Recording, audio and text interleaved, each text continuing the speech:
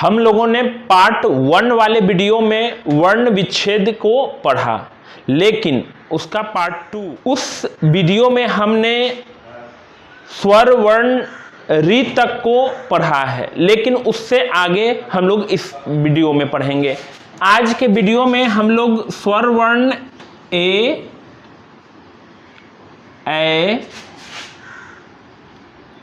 ओ, औ, अनुस्वार, विसर्ग। पिछला वीडियो में भी मैंने ये बताया कि ये दोनों क्या है, अयोग वाह वर्ण है। अयोग वाह वर्ण। स्वर वर्ण के मात्रा चिन्हों को देखते हैं। मात्रा चिन्ह, ए का जो मात्रा चिन्ह होता है, एक मात्रा शिरोरेखा के ऊपर होता है। अक्सर आप बच्चों को देखेंगे कि वो ए के लिए 2 मात्रा का प्रयोग कर देता है, जो गलत है। यहां पर आप देखेंगे कि ए अपने आप में एक मात्रा है, अगर इस पर मात्रा लगा देंगे तो ये ए हो जाएगा। तो हमें ध्यान देना है कि इन सारी गलतियों को ना करें। ए हमेशा ये मात्रा शिरोरेखा के ऊपर होगा, उसके बाद ए में 2 मात्रा होगा। सिर्फ स्वर वर्ण ए और ऐ रहेगा तो इस पर एक मात्रा का प्रयोग करेंगे, लेकिन अगर कोई व्यंजन वर्ण है तो वहां पर हमें 2 मात्राओं का प्रयोग करना होगा। ओ का जो मात्रा चिन्ह होता है ये होता है। औ का जो मात्रा चिन्ह होता है शिरोरेखा के ऊपर 2 मात्रा, और उसके बाद अनुस्वार, अनुस्वार का जो मात्रा चिन्ह होता है यह होता है, और विसर्ग का जो मात्रा चिन्ह है ये होता है। हम लोग एक उदाहरण लेते हैं, जैसे लेखक। लेखक जब इसका हम लोग वर्ण विच्छेद करेंगे तो देखेंगे है ल के शिरोरेखा के ऊपर एक मात्रा है, तो और ये मात्रा चिन्ह यहां पर देखेंगे ए का है, तो यहां पे इसको स्वर रहित करेंगे ल को और यहां पर ए लिखेंगे। ये हो गया ले। और फिर अगला आप लोग जानते हैं कि व्यंजन वर्ण में हलंत लगाकर इसको स्वर रहित करेंगे और स्वर को इसी के साथ बगल में लिख देंगे। और फिर क है अ। ये आपका इतने वर्णों से बना है लेखक। अगला हम उदाहरण ले सकते हैं, केला। केला हाजीपुर का प्रसिद्ध फल है। वैसे तो महाराष्ट्र में सबसे ज्यादा केला होता है।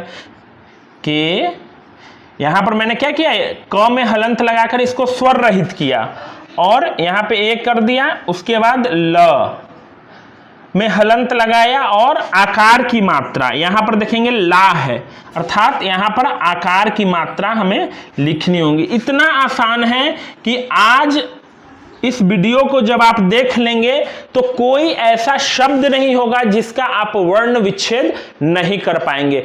अगर नहीं कर पा रहे होंगे तो आप कृपया करके दोबारा इस वीडियो को देखिए, उसके बाद भी अगर नहीं होता है कमेंट बॉक्स में उस शब्द को लिखिए, मैं आपको उसका वर्ण विच्छेद करके दूंगा।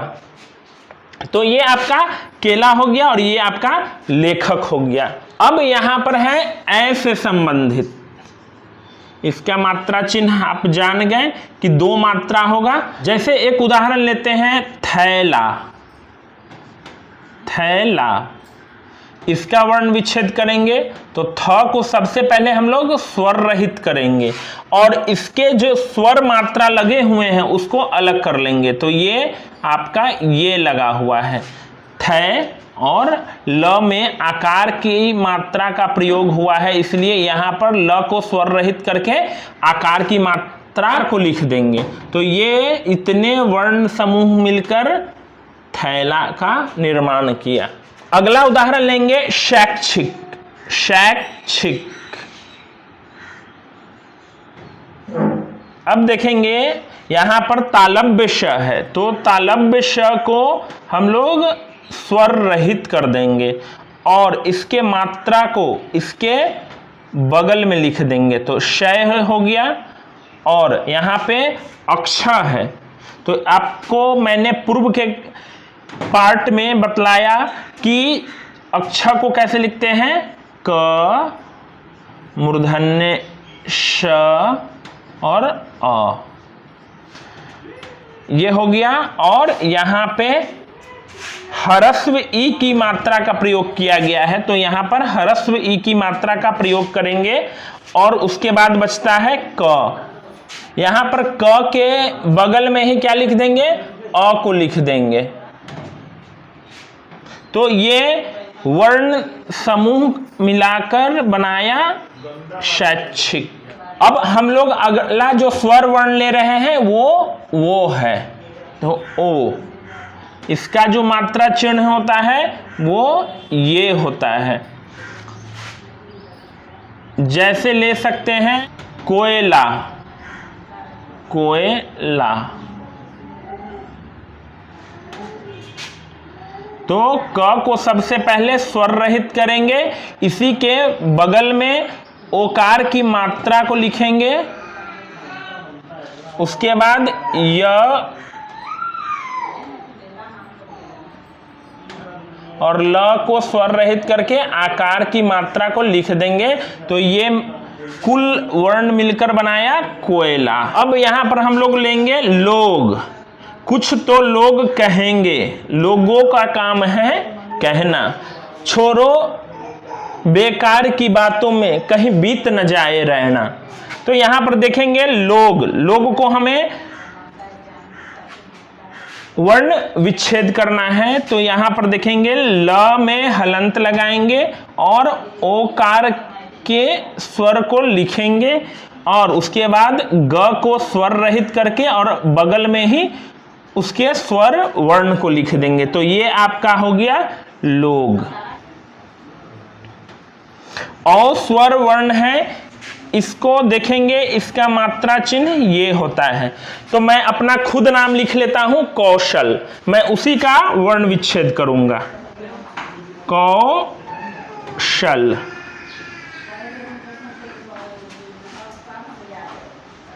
तो क को सबसे पहले स्वर रहित करेंगे और औकार वर्ण मात्रा वाले, औकार मात्रा वाले जो वर्ण हैं मैंने इसको क के बगल में लिखा। उसके बाद तालव्य श है, इसको भी स्वर रहित करेंगे और इसके स्वर वर्ण को बगल में लिखेंगे।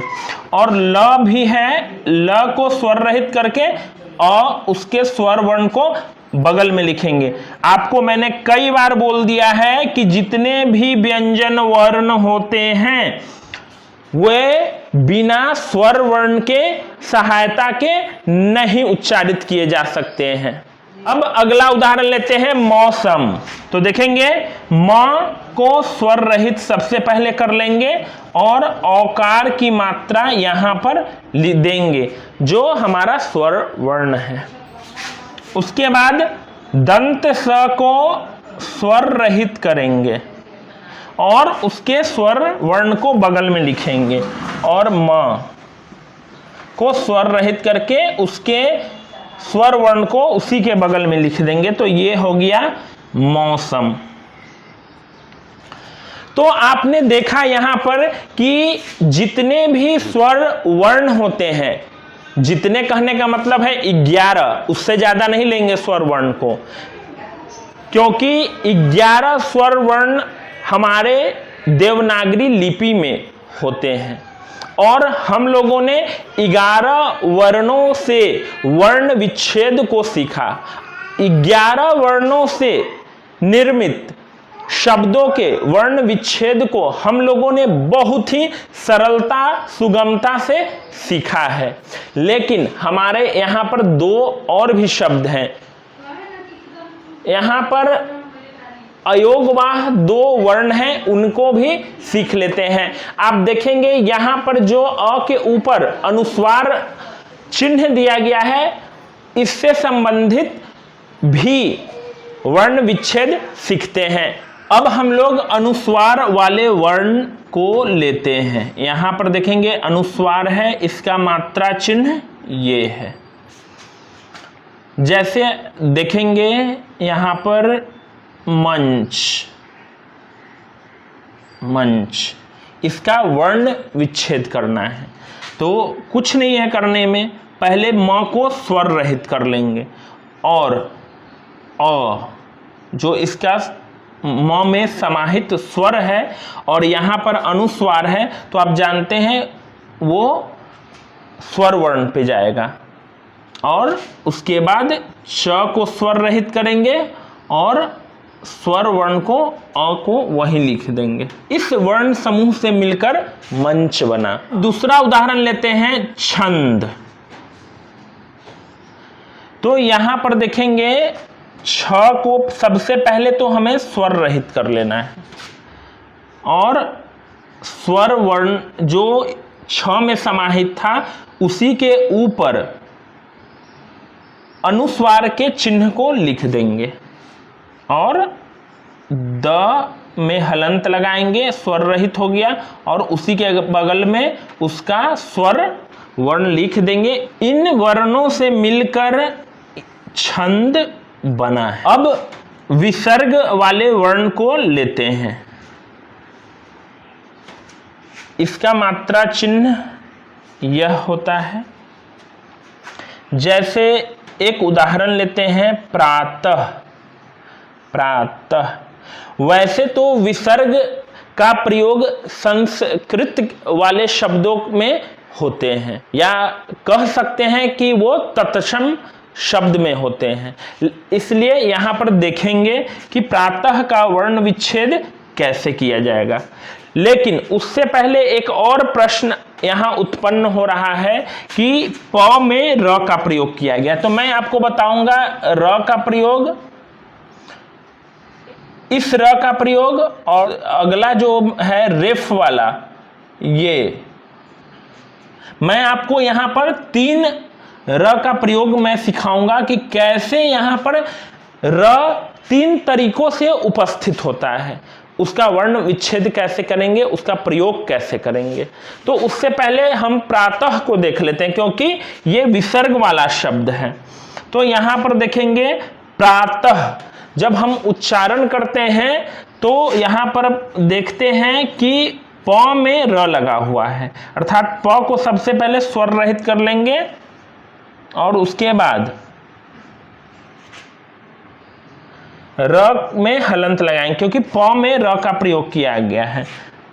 और देखेंगे यहां पर प के साथ आकार की मात्रा का भी प्रयोग है, तो यहां स्वर को लिखेंगे और इसी में आकार की मात्रा को लगा देंगे। प्रा, प्रा, प र आ, प्रा हो गया। और उसके बाद त को स्वर रहित करेंगे और अ के साथ ही विसर्ग को लगा देंगे। तो ये पूरा वर्ण समूह मिलकर बनाया प्रातः। अगला उदाहरण लेते हैं अतः। यहां पर देखेंगे विसर्ग का प्रयोग किया गया है, तो यहां पर देखेंगे अ तो स्वर वर्ण है, इसको स्वर रहित नहीं करना है, और त को स्वर रहित करेंगे और अ में विसर्ग को लगा देंगे। ये बना अतः।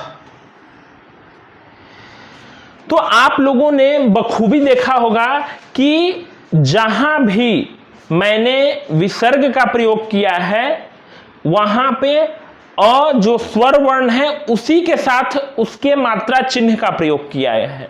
तो इस प्रकार आप समझ गए कि 11 जो स्वर वर्ण है उससे संबंधित, उसकी मात्राओं से संबंधित मैंने आपके वर्ण विच्छेद को कर दिए, और अयोगवाह वर्ण से संबंधित भी मैंने उदाहरण आपको बताया। तो अब हम लोग समझते हैं र के प्रयोग वाले शब्द कि र किसी भी शब्द में किस किस तरह से उपस्थित होते हैं।